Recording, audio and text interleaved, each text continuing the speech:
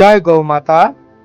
સુરત સોનગઢ ગૌમુખ પાસે આવેલા જંગલ વિસ્તારમાં વસતા કપિરાજોને ફળ આપવાની સેવાના પાયાના પથ્થર એવા દાતા શ્રી રાહુલભાઈ ગર્ગ હવેથી રાહુલભાઈ ગર્ગના સહયોગથી દર મંગળવાર અને દર ગુરુવાર એમ અઠવાડિયામાં 2 દિવસ કપિરાજોને ફળ અર્પણ કરવામાં આવશે, જેમાં આજે તારીખ 9/1/2025 રોજ રાહુલભાઈ ગર્ગના સહયોગથી કરુણા સેવક ગૌશાળા ચેરિટેબલ ટ્રસ્ટના ગૌસેવકોએ ગૌમુખ વિસ્તારના જંગલમાં વસતા કપિરાજોને 60 ડઝન કેળા, 30 કિલો મગફળી અને 5 કિલો ટમેટા આ બધા જ ખાદ્ય સામગ્રીઓ અર્પણ કર્યા.